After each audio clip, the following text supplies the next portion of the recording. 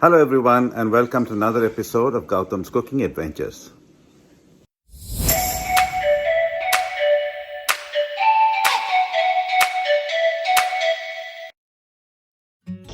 In this episode, we'll take you through the steps to make Anda Masala or Egg Masala Recipe. Now, as you know, eggs are the most commonly found items in any kitchen. It's easily available, cheap, and contains a bunch of nutrients in a size that fits any mouth.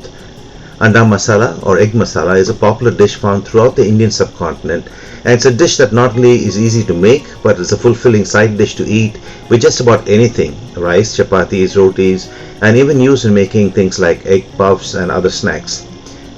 It's made with boiled eggs, cooked in a savory, thick, spicy sauce with onions, tomatoes, and chilies, and is best served sliced in half and coated with the masala that is cooked in. Now here's a list of the Anda Masala ingredients. As always, you will find a copy of the ingredients list in the description below this video. Please like this channel, subscribe to it, and click on the bell icon to be notified all future episodes. Thank you. For making the egg masala, what we're going to need is very finely chopped onions. In this case, we have taken two medium size or large medium size onions. There's a sprig of curry leaves. There's two medium sized tomatoes that have been chopped fine. Oil, two slit green chilies. In this case, it's Thai chilies, like it's spicy. This is the tejpata. The cinnamon sticks about an inch. 3 to 4 cardamom, green cardamom. 3 to 4 lavang or clove. About a teaspoon of just plain black pepper. This is jeera, about a teaspoon of jeera, and a little above a teaspoon of saunf. Now saunf gives us a wonderful flavor, so make sure that you have enough of that. We will also require some ginger garlic paste, some chili powder, some turmeric, some salt to taste, and optionally some fine ground black pepper if you'd like it even more spicy. And finally, just some nice chopped coriander. This is for the garnish. Now before I start, I've actually hard boiled about 10 eggs. I've allowed it to cool off down to nice room temperature, shelled it, and this is what I'm going to use now to make the egg masala. I've taken a nice deep wok. You can take any deep dish that you want, put it on a stove and heat it up on a high flame. I'm going to now add oil to this and allow the oil. This is approximately 2 to 2.5 tablespoons of oil, and I'm going to allow the oil to heat. The oil is now nice and hot. I'm turning the stove to between medium and high heat, and I'm going to start by adding some of these ingredients, starting with this jeera,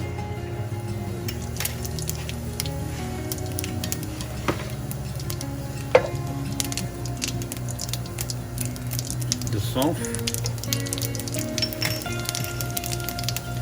pepper, cloves, cardamom, cinnamon,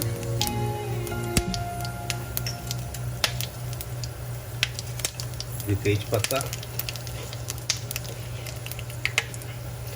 the chilies,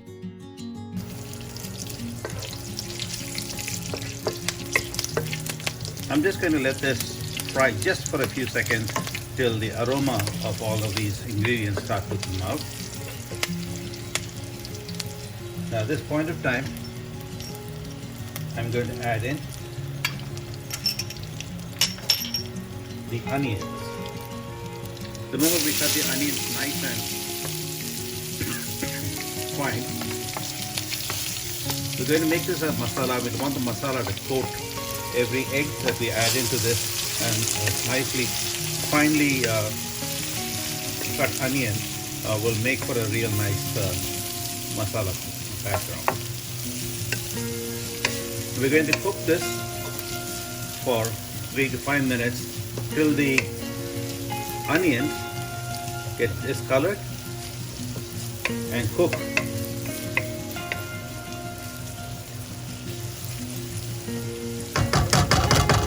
Now before we go ahead with this process, we're going to add just a little bit of salt to start the sweating process and thereby allow the onions to cook faster. So just about half a teaspoon of salt. Give it a nice mix. And now I'm just going to cover this and cook it on a medium flame for 3 to 5 minutes.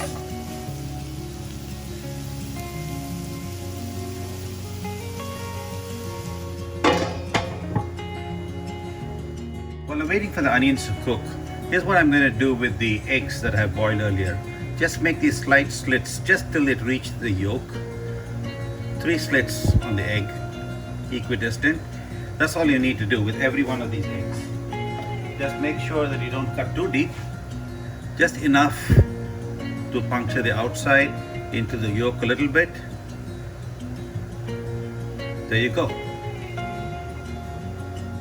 The reason I scored those eggs is basically because, as you can see, there's these little slit openings, right? And in each of these openings, it allows for the masalas to go into the yolk itself. And that way the yolk also gets in the flavors of the masala. It's been about 2.5 minutes. I'm going to check on this. As you can see that the onions have started this color, getting a slight browning. And now at this point of time, while they're still cooking, I'm going to add in just 1 teaspoon of ginger garlic paste. It's a nice big dollop of ginger garlic. Mix it in nicely, and what we want to do is allow for the ginger garlic to cook along with the onions till the raw taste of the onions and the ginger garlic go away.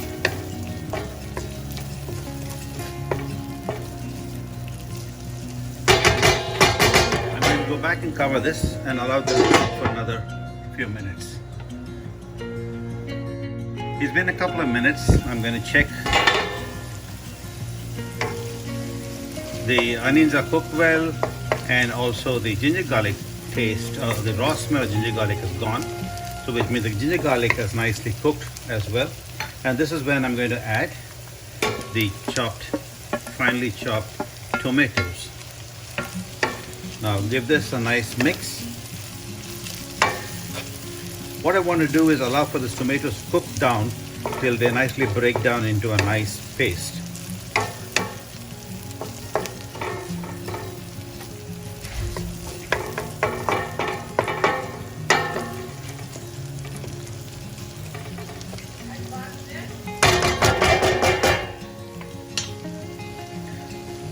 At this point in time, I'm also going to add just a little bit of salt. Now again, salt helps with the tomatoes breaking down as well.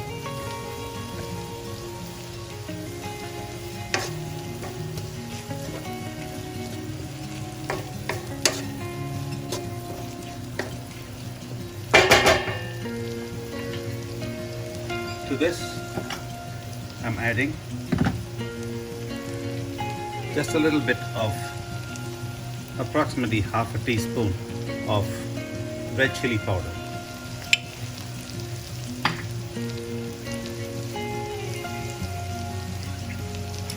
Just a little bit of pepper powder, maybe half a teaspoon, and some turmeric, another half a teaspoon of turmeric.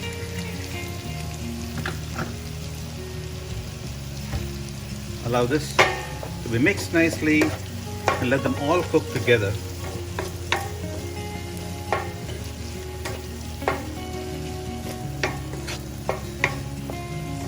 Now the tomato will let off some of the water from within it, and so let it just cook within its own juice for now. I'm going to keep it closed and cook for about 3 minutes, increasing the flame to medium to high so that it cooks a little faster. Now if you like your curry or the masala to look a lot more red, you can just add a little bit of Kashmiri chili powder, maybe a teaspoon to it. It'll give it the color but doesn't really give it too much of spice. It's been about 3 minutes and I'm going to check on the tomato. The tomato is nicely breaking down, the oil is separated. The tomato still has maintained its shape, though it is breaking down slowly. Now at this point in time, I'm going to add just a little bit of water. About half a cup of water. And the reason I'm adding the water here is because the water will help now for the tomato to break down faster and become a nice smooth paste. Now what I'm also going to do, and this is optional, if you'd like to you can, is just add a pinch of kasuri methi to this.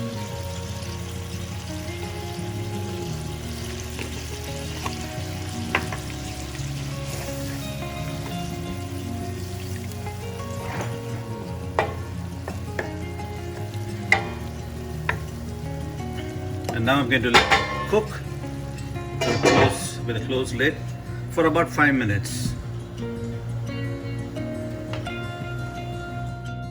It's been cooking about 5 minutes now. I'm going to ready to take off the lid to check. As you can see, the tomatoes are nicely broken down. They become a nice smoother paste. This makes for a nice good base for our egg masala.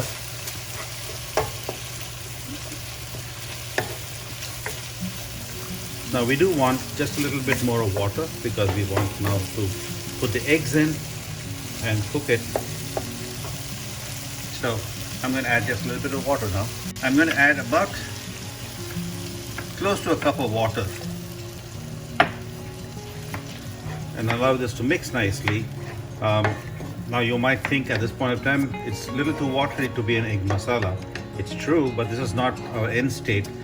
Really what we're doing is we're allowing it for a little more of the fluids to be in here, and then what we're going to do is add the eggs in just a little while and allow the fluid to kind of enter the eggs inside, provide the flavor into the yolk, and then as it cooks it will start losing a lot of the fluid. We're going to cook this now on an open flame, so it will lose water, and at the end state you will find a much more drier masala state. Now I'm going to check on the salt.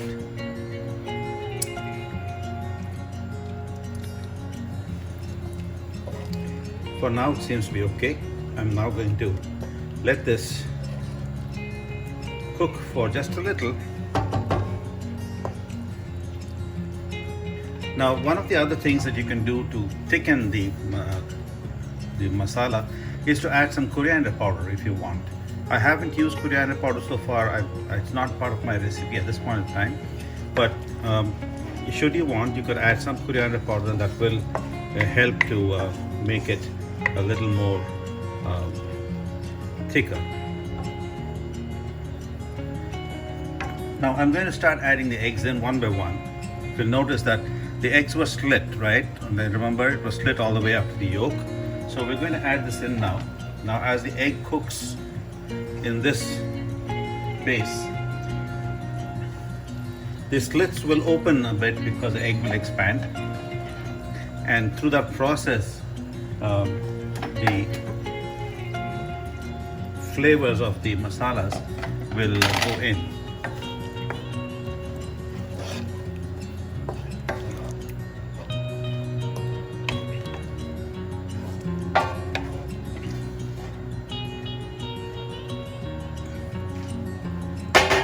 For now I'm going to cook this for just 2 or 3 minutes with a closed lid. Allow for the flavors to go in. Now I did forget, there was one ingredient that I had not added yet, which is the curry leaf. This is a good time to just simply add the curry leaf into it.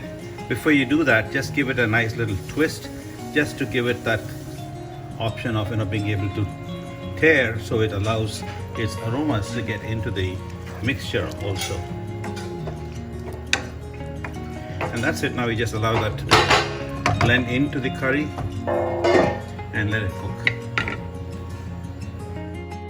So we've been cooking the egg and the curry masala for about 5 minutes now, and we're going to check on it. As you can see, the slits in the egg have started to open up, and that's because the yolk has started to absorb some of the liquid from the masala, and as it expands, it's opening up these as well. Now that's what you want to see. Basically, you want to make sure that the yolk is, getting the flavoring from the masala. Now at this point of time, all we really are going to do is allow for this masala to thicken by allowing the water to evaporate and cooking this now without the lid on. This will probably cook for another 5 minutes before we are ready to check it again. Now, as one final step in this whole process is adding just a little bit of garam masala, not too much, just about half a teaspoon. And all it does is basically provides just that little additional flavoring that you require.